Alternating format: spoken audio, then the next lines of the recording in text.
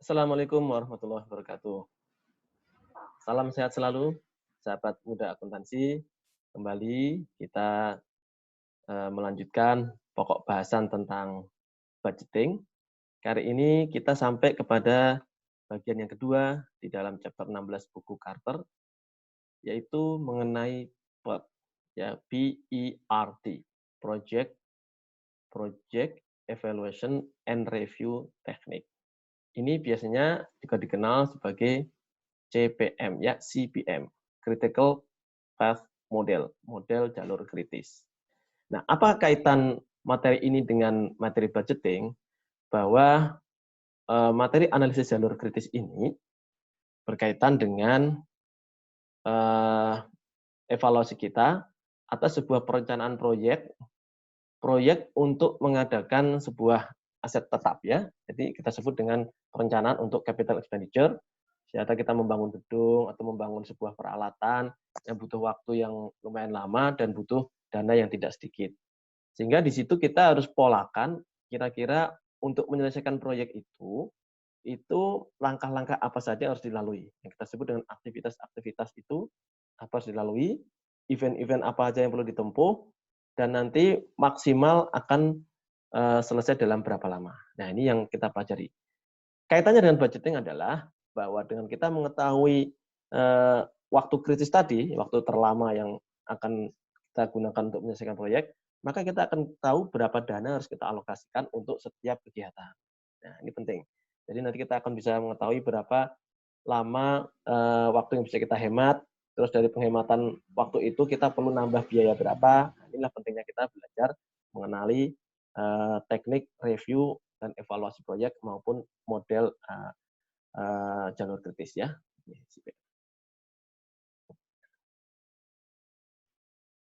Oke, kita bisa alihkan aja, ya.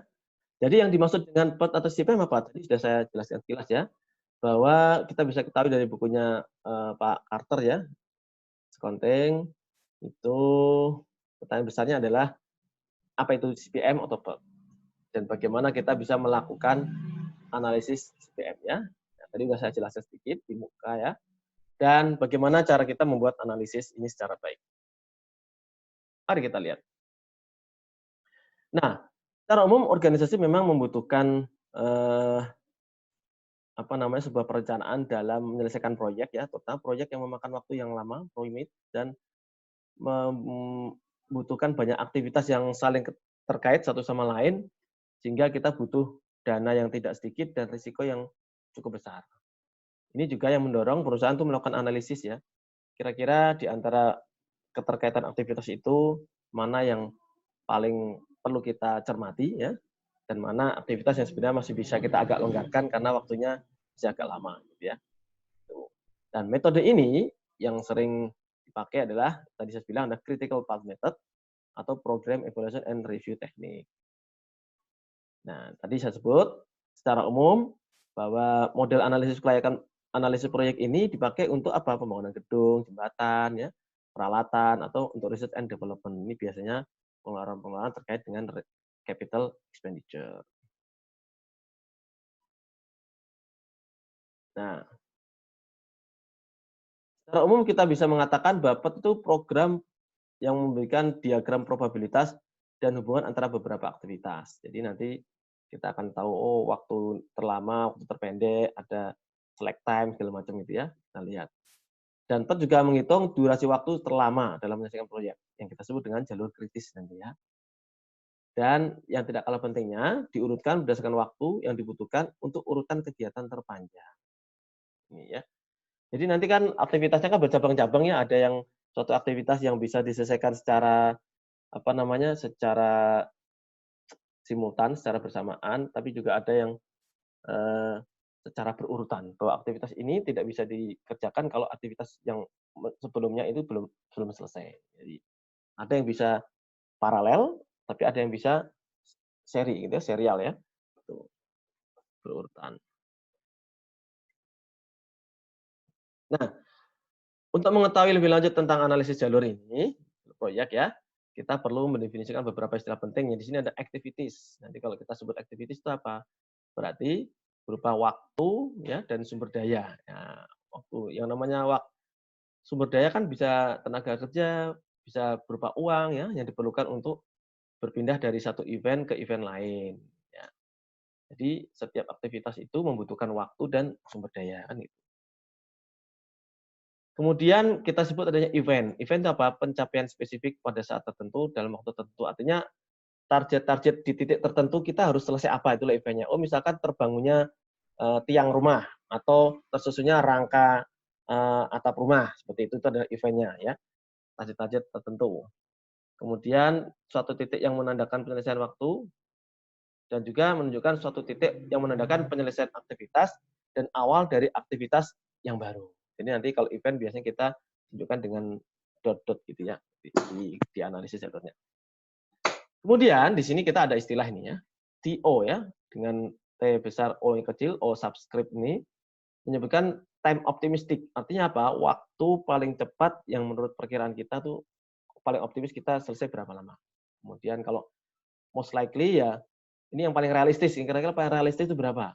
Sedangkan TP adalah time pesimistik. Artinya kita pesimis. Misalkan kita untuk membangun sebuah tiang rumah itu kita optimisnya selesai berapa hari?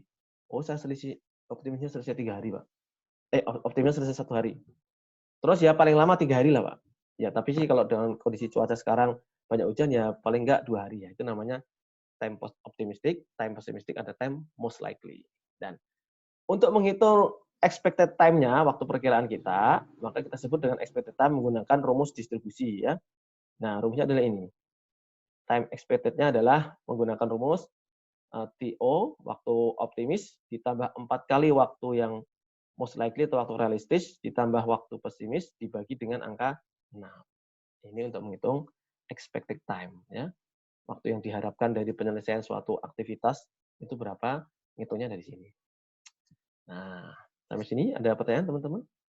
Ya, dicatat dulu ya. Nanti kalau mau ada pertanyaan, silakan catat dulu kira-kira mau nanya apa. Nah, berikutnya ada istilah earliest expected time. Artinya apa? Ini adalah aktivitas yang paling awal dapat dimulai karena hubungannya dengan aktivitas yang tertunda. Jadi, kalau earliest expected time gini, misalkan ada suatu rangkaian kegiatan yang mengarah ke satu event tertentu. Kegiatan A, kegiatan B, aktivitas A, aktivitas B, aktivitas C. Dari aktivitas A, B, C itu, mana yang kira-kira paling awal bisa dimulai, ya, karena aktivitas yang lain kan berbarengan ini, ya. Kira-kira kita bisa mulainya setelah berapa hari. Tentu saja paling cepat kita lihat adalah ketika ada salah satu proyek yang waktunya paling lama bisa dijalankan, kan gitu. Karena aktivitas yang lain kan akan tertunda nih. Misalkan saya nggak akan bisa selesai kalau waktu yang paling lama ini belum mencapai ke event ini. Sehingga meskipun yang waktunya selesai duluan sudah nyampe ke dia, tapi kalau yang paling lama belum nyampe ke titik itu, nah itulah namanya earliest expected time. Nanti kita lihat rumusnya gimana. Sedangkan latest allowable time adalah waktu paling lambat suatu kegiatan dapat dimulai tanpa menunda penyelesaian proyek secara keseluruhan kan gitu ya. Jadi kira-kira kita sudah tahu nanti waktu paling lama adalah critical time ya. Kemudian kita masih punya toleransinya berapa hari nih untuk setiap aktivitas itu ya, supaya tidak menunda penyelesaian proyek secara keseluruhan kan gitu nanti. Antara satu titik ke titik lain itu latest allowable time-nya berapa. Ya. Nah, selisih antara waktu tercepat dan waktu terlama suatu aktivitas ini disebut dengan slack time ya. Slack time. Slack time inilah yang sangat penting kita ketahui untuk melihat kalau dari satu aktivitas earliest expected time sama dengan latest allowable time, kira-kira masih ada kelonggaran waktu nggak? Nggak ada kan? Tapi kalau ada selisih antara earliest expected time, yaitu waktu yang paling cepat kita bisa memulai suatu kegiatan itu, dan waktu yang paling lama bisa kita tolerir tanpa kita menyelesaikan proyek secara keseluruhan, itu namanya slack time. Kalau masih ada waktu, berarti disitulah kita bisa memanage kegiatan bahwa waktunya bisa kita percepat atau tidak, slack time ini. Tapi kalau earliest expected time sama persis dengan latest allowable time-nya, maka nggak ada slack time. Di situ nggak ada kemungkinan untuk melakukan variasi atau fleksibilitas kegiatan. Sehingga harus benar-benar saklek selesai sekian hari. Gitu ya. Ini pentingnya pemahaman mengenai slack time. Oke, tadi sudah kita jelaskan activities dan event ya. Nah, secara umum memang kita perjelas lagi, activities adalah kegiatan yang memiliki awal dan akhir yang jelas. Dari titik A ke titik B ya, A ke C. Misalkan pembangunan rumah, kita memasang meja dapur. Kita sebut dengan aktivitas. Maka terdapat waktu yang jelas kapan kita mulai memasang dan kapan kita akan selesai menyelesaikan meja dapur tadi. Nah, aktivitas dapat berjalan simultan bersamaan atau bisa berurutan kan gitu ya. Misalkan kita masang meja dapur dapat dilakukan bersamaan dengan memasang toilet. Jadi kan antara pemasangan meja dapur dengan pemasangan toilet kan suatu kegiatan yang terpisah satu sama lain. Sehingga penyelesaian satu kegiatan ini tidak tergantung dengan penyelesaian yang lain. Itu namanya kegiatan bisa berjalan paralel. Ya. Tapi yang namanya kegiatan berurutan adalah misalkan pemasangan toilet itu baru bisa dilakukan setelah aktivitas pemasangan pipa selesai. Benar kan? Kita nggak akan bisa masang toilet kalau pipa-pipa penyalurannya belum kita pasang. Kan gitu. Jadi itu namanya berurutan. Jadi kita masang pipanya dulu, begitu selesai baru toilet. Nah, mungkin teman-teman juga bisa ngasih contoh misalkan, oh Pak, saya pengen kegiatan yang bersamaan paralel adalah misalkan kita bikin pondasi rumah sama ada pekerja lain yang bikin apa namanya kerangka rumahnya, apa namanya kerangka pintu, kerangka jendela kan bisa bersamaan karena tidak berkaitan. Tapi ketika teman-teman mau membuat tiang, ini kan tiang nggak bisa didirikan kalau pondasinya belum selesai. Itu namanya berurutan. Jadi tiang baru bisa dibangun setelah pondasinya selesai, gitu ya. Jadi ada kegiatan sifatnya paralel, bareng karena tidak berkaitan, bisa dijalankan bareng, tapi ada sifatnya berurutan. Satu kegiatan tidak akan selesai sebelum kegiatan yang lain bisa diselesaikan. Ini ya Mas ya. Oke. Nah, untuk penulisan diagram part ini, maka aktivitas biasanya dilambangkan dengan garis panah yang menunjukkan arah penyelesaian dari proyek. Ya. Nih, kalau ada gambar A, B ini berarti adalah aktivitas antara A sama B ya. Sementara A itu event ya, B juga event kan gitu. Ada juga menuliskan event 1 ke event 2 ya, atau bisa event 1 ke event 2 yang berarti ini aktivitas A. Bisa aja seperti itu ya. Dan waktu penyelesaian biasanya ditulis di atas garis panah. Ini TI ini waktu penyelesaian ya. TE adalah time expected yang tadi rumusnya adalah apa? Ingat? Waktu optimis ditambah 4 kali waktu most likely atau realistic ditambah waktu pesimis dibagi 6. Ini TE. Ditulis di atas. Ini kira-kira penyelesaian aktivitasnya sekian hari atau sekian minggu ada di sana. Jadi ini mainnya bisa hari, bisa jam, bisa minggu gitu ya. Ini dari satu event A ke event B berisi aktivitas. Oke. Kemudian, nah ini yang menunjukkan bahwa event ya, event F ini akan terwujud kalau aktivitas D sama E ini selesai dan aktivitas E sama E ini selesai. Ya, tanpa didahului dengan D ke E dan E ke D ke F dan E ke F, maka event F ini nggak akan terwujud. Ini namanya pekerjaan ini yang kita sebut nanti dari sini kita bisa ngitung apa namanya earliest time ya. Earliest time-nya berapa? Artinya kita bisa memulai F ini paling cepat berapa lama? Ya pasti nunggu antara D ke F maupun E ke F yang selesai kan, yang selesai paling lama itulah yang membuat kita bisa jalan ya. Kalau kita nunggu misalkan D ini waktunya paling lebih pendek daripada E, kita nggak bisa memulai pekerjaan setelah D selesai tanpa menunggu E gitu loh. Karena E kan waktunya lebih lama daripada D, misalkan gitu. Nanti kita lihat rumusnya seperti apa ya. Nah, event F menunjukkan adanya selesai aktivitas D ke F dan E ke F. Ini ya, yang namanya D ke F adalah pekerjaan yang paralel dengan E ke F.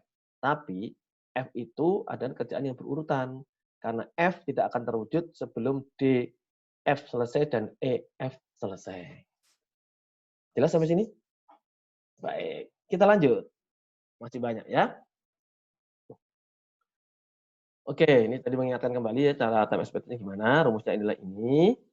Kemudian setiap aktivitas memiliki probabilitasnya kan ini ya. Oke.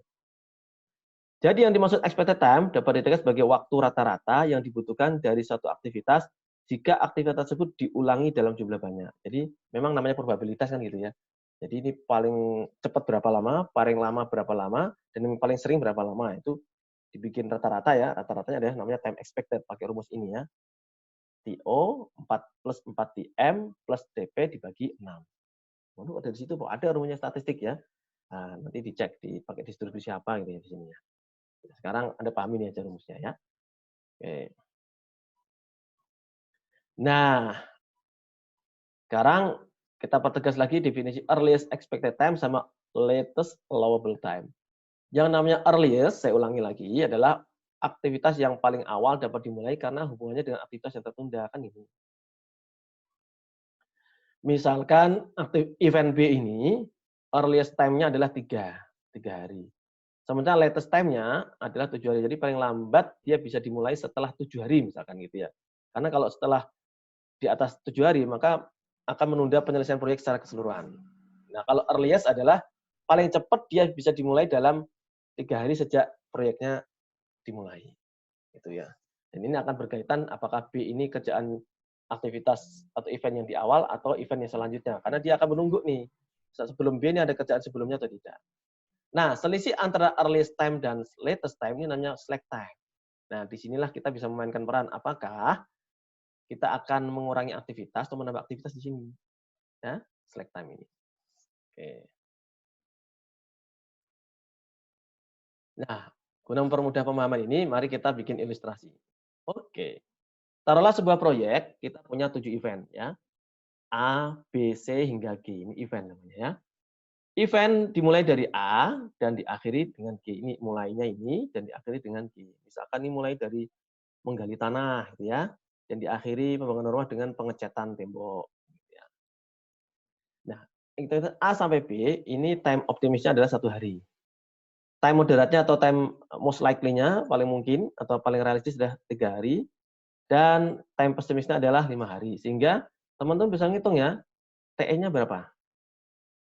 Ayo, sama dengan 1 ditambah 4 kali 3 kan gitu ya? Oke, ditambah berapa?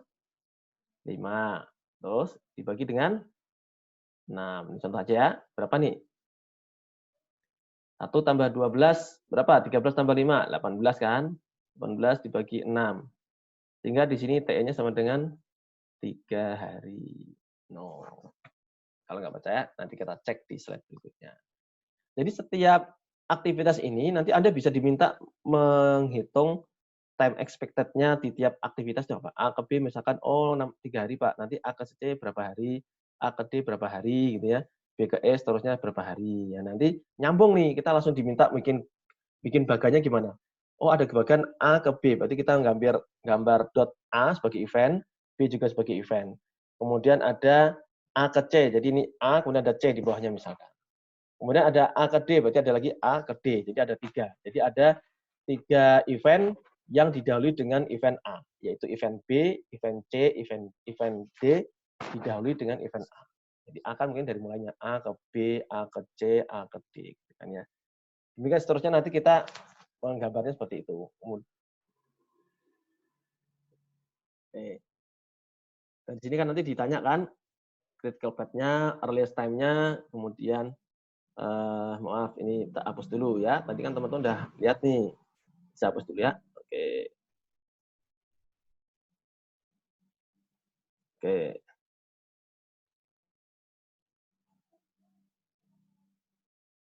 Hapus dulu.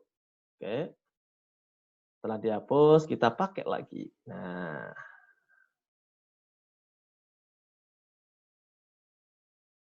Oke ya. Anda diminta menekan critical path. Jalur kritis. Jalur kritis itu apa sih? Jalur penyelesaian proyek yang paling lama. Itulah jalur kritis. Nanti earliest time ya. Waktu di suatu aktivitas itu suatu event bisa dijalankan paling cepat di hari keberapa? Karena kita harus menunggu proyek-proyek yang secara simultan menuju ke eventnya dia kan gitu.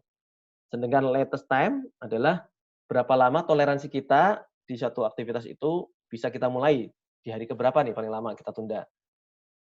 Jangan sampai menunda penyelesaian proyek secara keseluruhan. Itulah latest time to finish. dengan slack time adalah selisih antara earliest time dengan latest time to finish. Ini sengaja saya ulang-ulang biar teman-teman makin paham ya bedanya antara critical path, earliest time, latest time, sama slack time. Mari kita lihat. Dengan rumus yang tadi saya ilustrasikan, maka kita bisa menghitung nih, TE berapa? Nah, kan rumus ini, 3 kan, benar? Nih, tadi udah kita hitung 3. Kalau yang ini berapa? 1 ditambah 4 kali 2 berapa? 8. 8 tambah 1, 9. 9 tambah 3, 12. 12 dibagi 6, hasilnya berapa? 2. Teret kan itu ya. Nah, kita langsung kan, ini 2-nya dapat dari mana? Tahu. Ini 5 juga dari mana? 3 dikali ditambah dengan 4 kali 5, 20. 23 tambah 7, 30 dibagi 6, 5. Demikian juga teman-teman bisa ngecek perhitungan yang ini ya. Oke, silahkan dicek sendiri. Silahkan dicek. Pakai rumus yang tadi ya. Oke. Ini ada time expected di tiap-tiap aktivitas. Dari sini, setelah kita tahu eventnya A sampai G, kemudian ada aktivitas A, B, A, C, A, D, dan seterusnya, maka kita diminta bikin bagannya. Bagannya gimana nih? Bagan penyelesaian proyeknya gimana? Dan kita sudah mengetahui waktu masing-masing aktivitas. Ya, karena kalau kita nggak gambar bagannya, kan kita nggak ngerti ini critical path-nya berapa, earliest time maupun latest time, serta slack time-nya di masing-masing event itu seperti apa, kita nggak ngerti. Maka kita bikin, nah, kita bikin gambarnya. Teret, gambar event dan aktivitas serta expected time. Jadi di setiap analisis jalur ataupun evaluasi proyek itu pasti ada event yang dot-dot tadi ya, yang bulatan-bulatan. Kemudian yang menghubungkan antar bulatan itu namanya aktivitas, dan yang di atas aktivitas kita tulis sebagai expected time. Ya, waktu penyelesaian pekerjaan aktivitas itu berapa lama.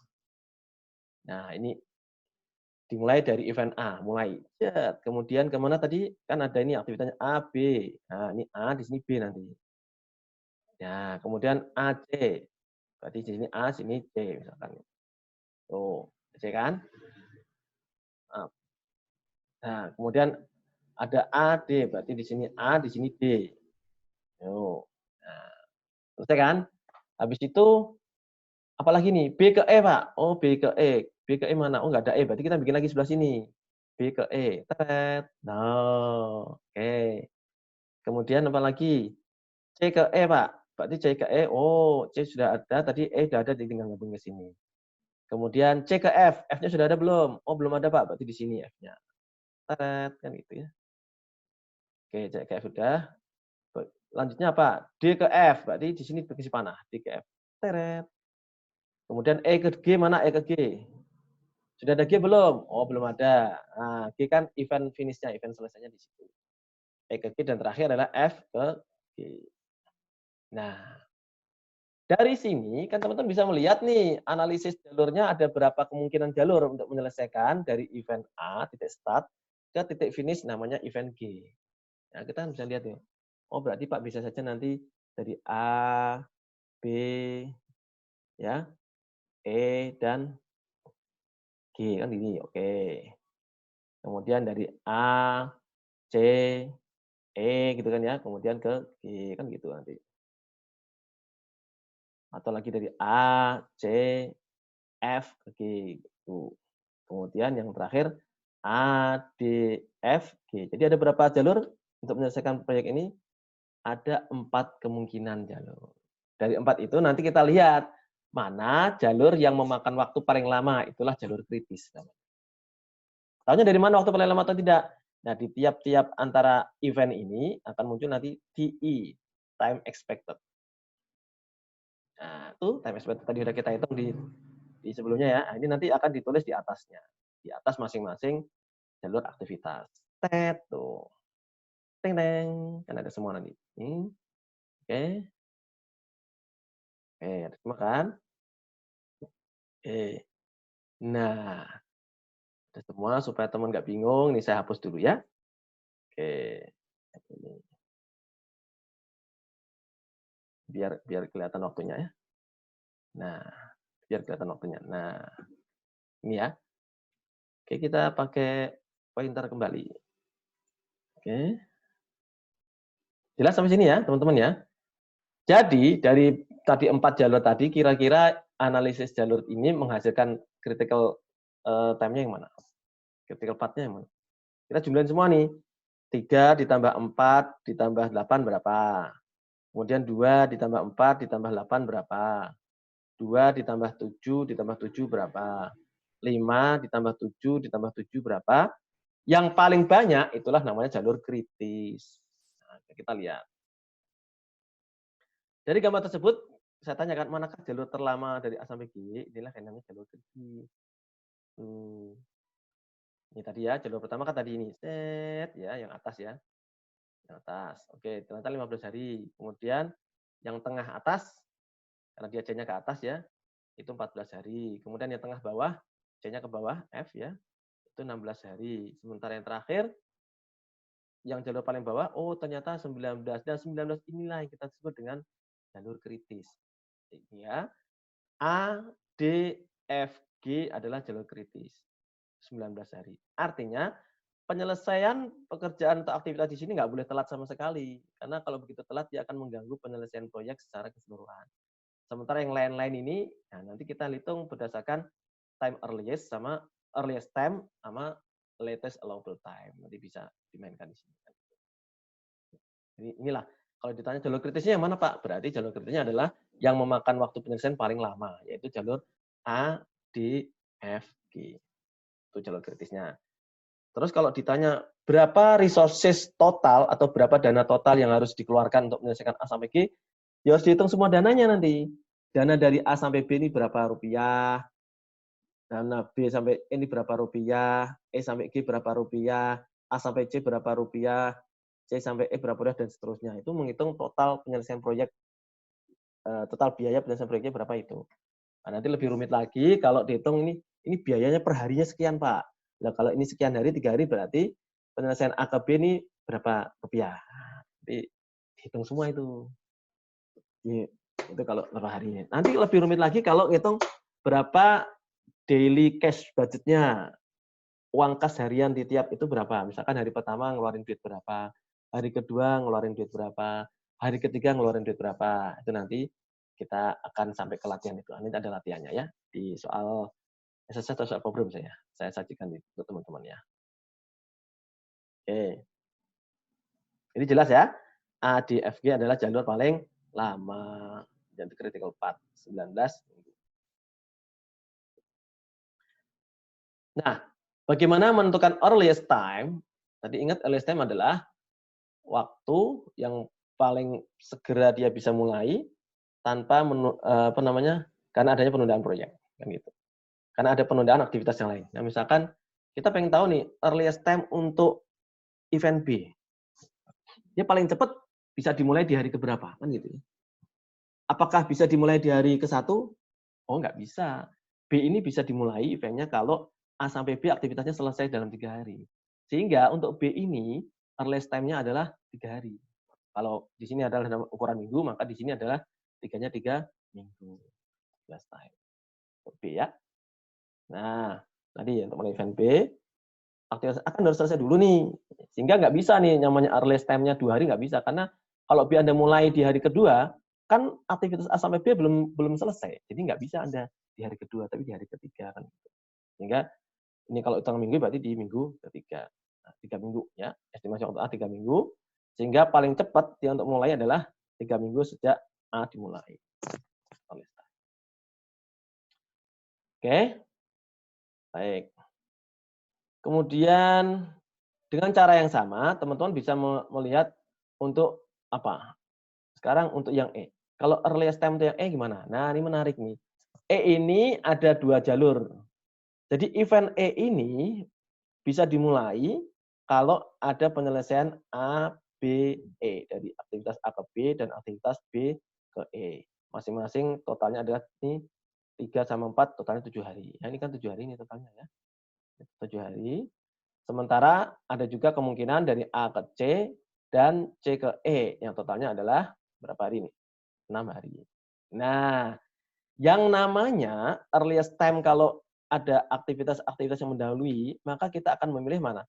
Mana dari aktivitas yang mendahului E ini yang waktunya paling lama.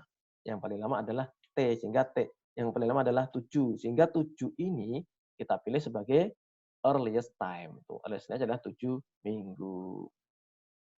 Kok bisa gitu, Pak? Iya, kita milih jalur pada waktu paling lama karena Anda tidak bisa memulai ini dalam 6 minggu.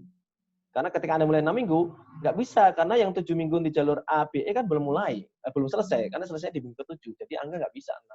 Maka dipilih yang paling lama. Itu earliest time. Jadi kayak kebalik ya. Oh, earliest time itu malah mencari gabungan waktu jalur sebelumnya yang paling lama. Itu earliest time. Nanti kebalikan dengan latest allowable time.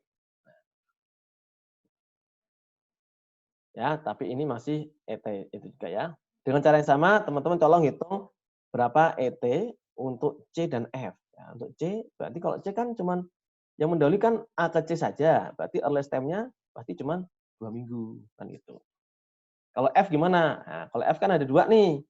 Apakah dari A, C, E yang totalnya ada berapa nih? 9 ya. Atau 5 sama 7, 12. Nah, sehingga earliest time-nya yang F berapa? Kan tadi gitu. Nah, itu 12 kan? Tuh. Jadi yang ini tadi 2 karena dia nggak ada lawannya. Ya ini 5 juga karena nggak ada aktivitas lain selain A ke D. Jadi dengan cara yang sama bisa kita cari untuk titik-titik yang lain. Nanti ada soal latihan yang eventnya banyak nih dan aktivitasnya saling berseberangan ya. Ini menarik nanti kita harus telaten. Dari sini ada pertanyaan teman-teman ya. Tadi sudah ngerti tentang jalur kritis, waktu paling lamanya berapa hari, berapa minggu, kemudian waktu yang paling cepat bisa dimulai karena adanya proyek yang secara simultan menuju ke dia, itu pilih yang paling lama. Itulah earliest time-nya di titik itu. Nah, selanjutnya latest time-nya gimana, Pak? Waktu paling lama yang bisa diizinkan dengan melihat apa? Nah, kita kata kuncinya ada lihat dulu jalur kritisnya nih. Jalur kritisnya berapa hari? 19 hari. Kalau jalur kritisnya 19 hari, maka kita lihat kalau Anda ditanya berapa latest time-nya di titik E. Waktu paling lama yang bisa Anda tunda-tunda istilahnya, Anda bisa tunda-tunda di E ini mulai, tapi tidak menyebabkan tertundanya penyelesaian proyek secara keseluruhan. Berarti kita harus melihat apa? Tadi secara keseluruhan kan paling lama kan 19 minggu, ya, yang jalur A, D, F, G ya. Maka 19 ini kita kurangi dengan apa? Dengan waktu lamanya aktivitas yang mendahului yang setelah E ini, yaitu 8 hari, 8 minggu. Sehingga 19 dikurangi 8. Di sini nanti time latest-nya adalah 11 pekan ke-11 ya. Mana tadi? Nah, pekan ke-11. Artinya paling lama Anda bisa memulai E ke G ini adalah di minggu ke-11. Begitu Anda mulai di minggu ke-12, maka E sampai G akan selesainya di minggu ke-20. Which is itu jadi membuat penyelesaian proyek telat semua. Karena kan target jalur kritisnya tadi 19 minggu. Jadi kalau Anda mulai bergeser 1 minggu aja, 12 ke minggu ke-12, maka penyelesaiannya nanti E ke G selesainya di minggu ke-20. Sehingga itu menyalahi pakem untuk jalur kritisnya.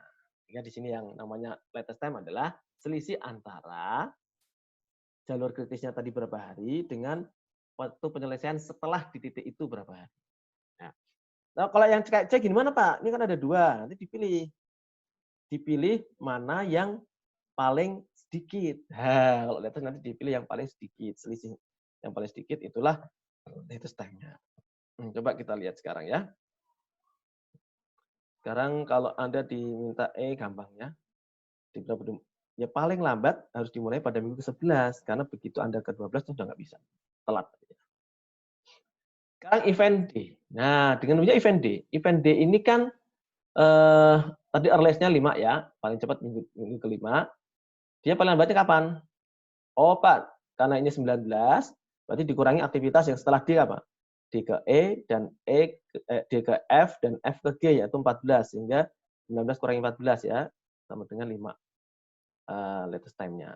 Sehingga di sini kita tahu bahwa kalau di titik kritis itu akan selalu memunculkan latest time sama dengan earliest time. Percaya deh, nanti yang di F juga begitu. Nah, dengan cara yang sama kita bisa ngitung LT di setiap event ya. Contohnya apa?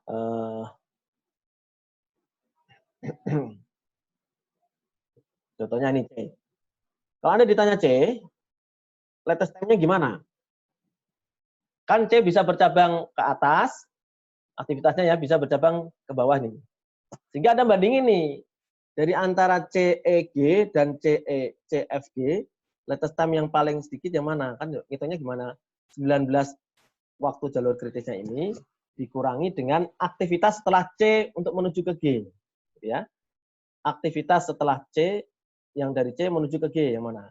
Misalkan dari jalur yang atas ini ya, 19 kurangi 4 kurangi 8 berapa? Oh, 19 dikurangi 12, Pak. Berarti nilainya berapa? 7 gitu ya. Ya enggak? 19 kurangi 2 itu ya. Kemudian yang di bawah 19 kurangi 7 kurangi 7, 19 kurangi 14. Berarti 5. Maka kita pilih yang paling sedikit. Yang lebih sedikit siapa? Yang 5 tadi. Nah, beda ya. Tadi kalau yang earliest kan kita cari yang paling banyak nih. Tapi kalau latest malah milih yang paling sedikit antara, tapi ngitungnya dari selisihnya, selisih jalur kritis dikurangi dengan waktu tempuh penyelesaian aktivitas setelah C menuju ke titik penyelesaian. Ini tadi ya.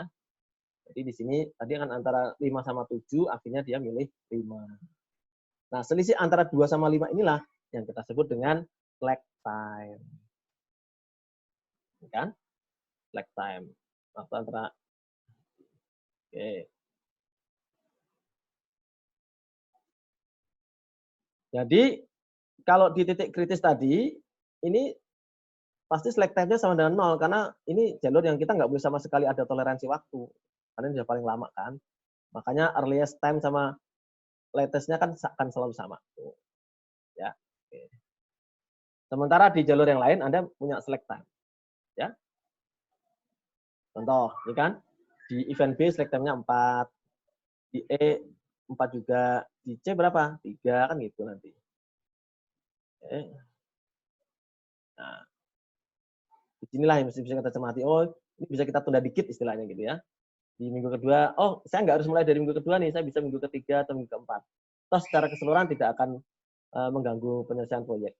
Tapi kalau saya mulai di minggu ke-6, nggak bisa. Nanti selesai jadi minggu ke-20.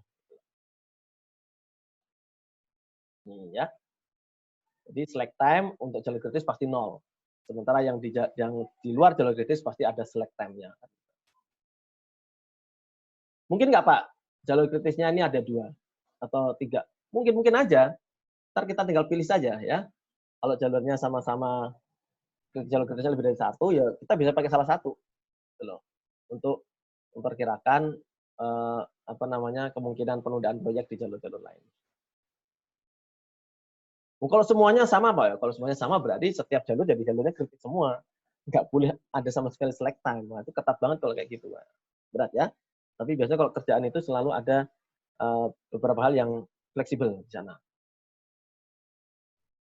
Nah, dengan demikian kan kita sudah tahu nih, ada aktivitas-aktivitas penting yang mempengaruhi waktu penyelesaian proyek, dan juga bisa mengetahui waktu yang bisa kita tunda, kita bisa agak longgarkan dikit. Ya. Nah, itu tadi baru berkenaan dengan analisis jalur terkait waktu penyelesaian proyek. Kita belum bicara tentang uang. Kalau bicara tentang uang gimana, Pak? Menarik kalau sudah bicara uang. Itu pentingnya, penting. Dan misalkan di bagian ini, kita udah kasih uang nih ya. Tadi expected-nya waktunya 3 hari, tapi ternyata aktualnya 3,5 hari. 3,5 minggu, mohon maaf ya. Saya kok inginnya hari aja. Ini minggu ya. Dan ini waktu yang kita alokasikan budgetnya 12, ternyata meskipun telat 3,5 minggu, dia ternyata menghemat $10. Malah enak dong, telat tapi tetap bisa menghemat. Ya. Sementara yang ini antara aktual sama perkiraan sama dan biayanya juga sama. Yang jalur A itu juga gini ya, sama, ini juga sama. Yang ini telat ya, jadi selesai 7 minggu ya. Tapi uangnya juga membengkak dari 28 menjadi 33 ya. Nah, nanti tinggal kita hitung nih berapa total nilai proyek aktualnya dibandingkan dengan perencanaannya tadi di mana. Ya. Nah, dari sini Apa nih kira-kira kesimpulan kita yang bisa kita ambil di sini? Kita diuntungkan di mana dan kita dirugikan di mana, ya. Satu, kita diuntungkan di sini nih. Meskipun ini telat setengah minggu, tapi ternyata uang kita menghemat. Tapi ini telat 2 minggu, uang kita berdampak pada penambahan cost. Nah, ini kan hati-hati karena jalur kritis kan, karena begitu dia telat ya jadi malah nambah duit gitu ya.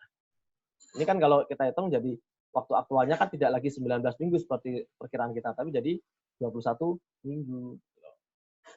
Dengan asumsi kita sudah menjumlahkan yang lainnya, berapa nih, 2 sama ya. Oke. Nah, disinilah kalau kita tahu kira-kira akan habis segitu, maka kita akan tahu nih di jalur mana yang kita perlu bisa percepat. Ya, ini kita kenal dengan stretch time. Ya, jadi aktivitas mana yang bisa kita percepat ya dengan biaya tambahan tentu saja. Jadi kan harusnya kan untuk mempercepat proyek kan konsekuensinya kan waktunya lebih cepat tapi biaya yang dikeluarkan lebih banyak kan gitu. Oke, sekarang putar sini lagi ya. Ini yang tadi saya jelaskan ya, AB ekstensinya 3 tapi budgetnya 12. Dia membengkak tapi aktual costnya malah turun. Bagus kan? Oke, kemudian AD kita telat 2 minggu, tapi juga ini telat 2 minggu, costnya juga nambah. Nah, keterlambatan aktivitas AD diperhatikan karena berada pada jalur kritis. Maka keterlambatannya menyebabkan penambahan waktu penyelesaian yang darinya 19 minggu menjadi 21 minggu. Nah, ketika kita sudah tahu kira-kira akan berubah, nah kita harus cari nih jalur mana yang bisa kita percepat. Otomatis kan yang bisa kita crash time-nya kayak di jalur kritis itu. Kalau yang lain kan mau dipadatin juga nggak ngaruh gitu. Iya nggak? Karena jalur kritisnya tetap 21 minggu sekarang. Kira-kira yang akan terjadi kan di 21 minggu nih. Nah, nanti kalau ada soal seperti ini berarti di jalur ini kira-kira mana bisa dihemat? Apakah ini bisa kita hemat? Di sini kita hemat sehingga secara keseluruhan nanti waktunya tetap 19 minggu, tapi memang konsekuensi biayanya nambah.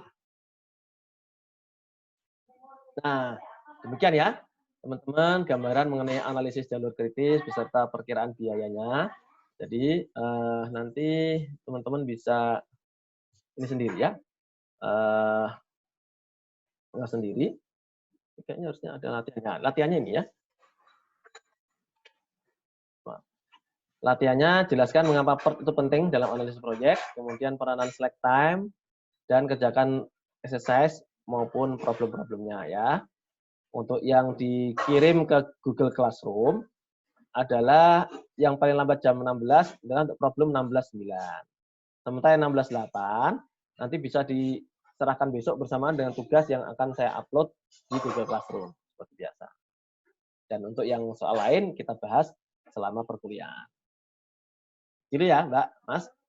Dengan demikian selesai sudah materi kita mengenai budgeting ya. Dimulai tadi dari case budgeting di awal, kemudian diakhiri dengan analisis proyek dalam rangka kita pengadaan aset tetap, baik berupa gedung, proyek bangunan, ya, jembatan, maupun proyek yang istilahnya ingin membangun sebuah peralatan mesin, itu adalah capital expenditure.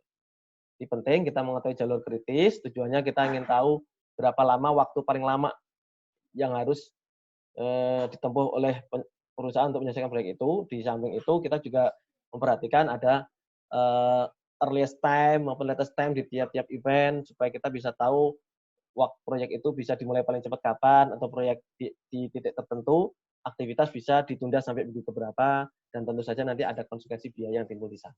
Ya, oke, clear ya teman-teman semua ya. Mudah-mudahan kita bisa lanjut diskusi di grup kelas, di agak kelas, dan salam sehat selalu teman-teman ya, dan semangat pagi. Sampai jumpa pada materi akuntansi biaya berikutnya. Assalamualaikum warahmatullahi